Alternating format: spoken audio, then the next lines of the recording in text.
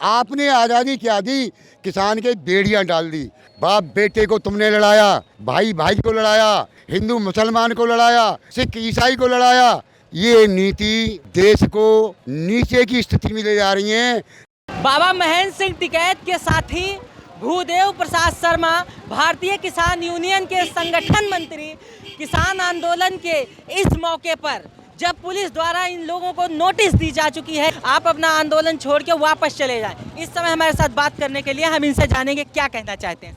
हम सरकार से बड़े विनम्र निवेदन से कहना चाहते हैं, माननीय हमारे सुप्रीम कोर्ट ने भी ये कहा था कि जो शांति से आंदोलन चलाए उसको उसका मौलिक मांग मांगने का मौलिक अधिकार होता है।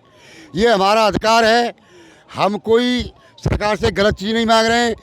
जो सरकार ने न्यूनतम समर्थन मूल्य घोषित किया है, घोषणा करते हैं, उसको नहीं खरीदते हैं। हमारी लागत की हमको आधी कीमत नहीं मिल पाती है।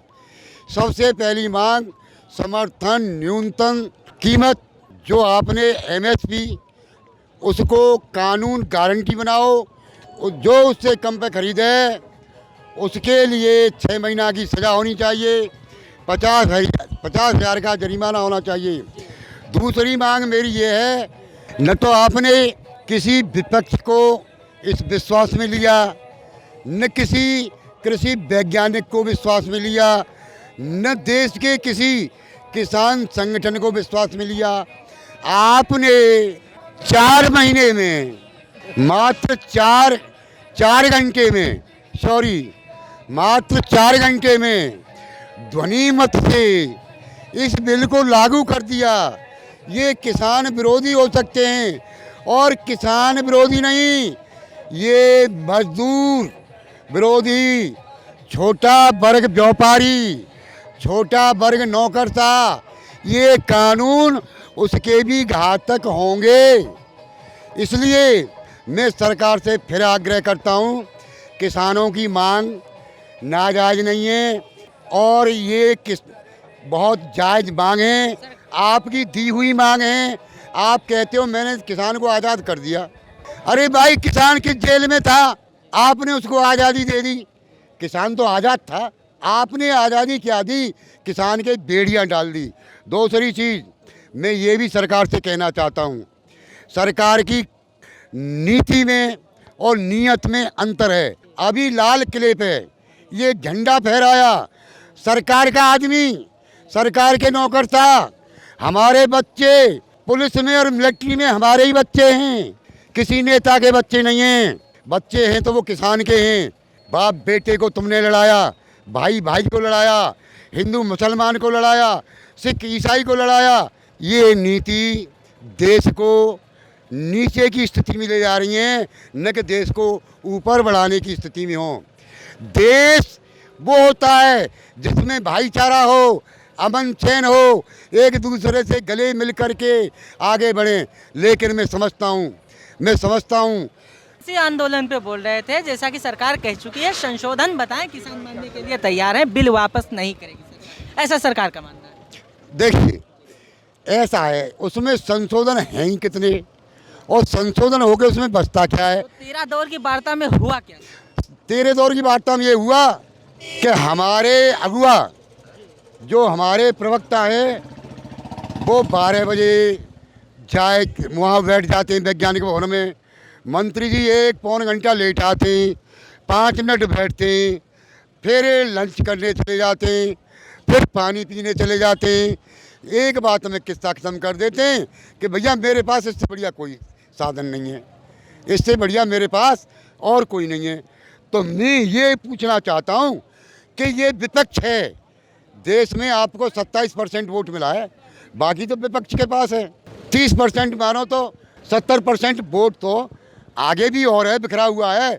जो विपक्ष है उसका भी दायित्व तो बनता है विपक्ष को विश्वास में लेना, विपक्ष से बात करना।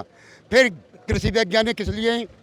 आप लाया में और बाजरा में अंतर नहीं बता सकते हो कि लाया क्या है, बाजरा क्या है, क्योंकि दोनों की शक्ल एक जैसी होती है।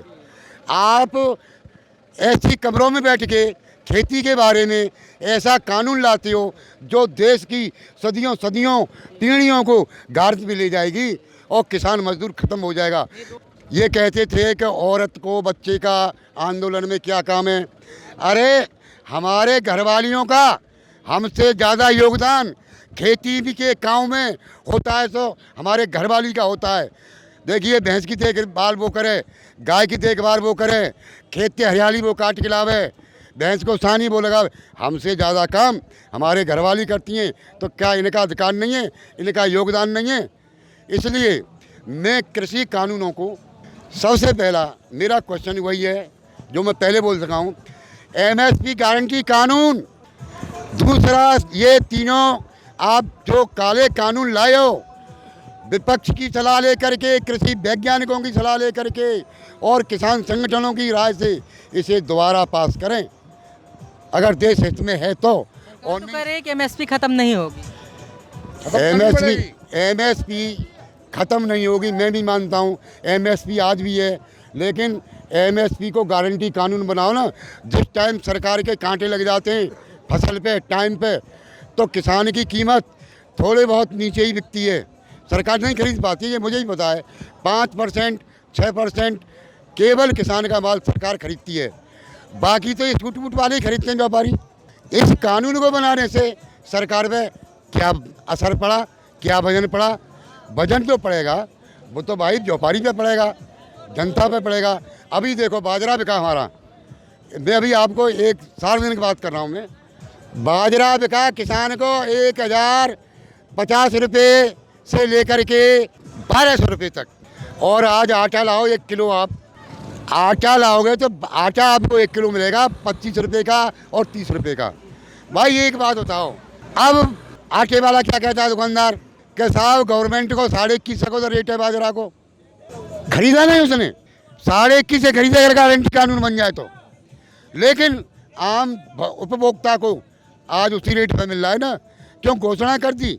इसलिए सरकार की नेकी नीयत में और करनी में अंतर है।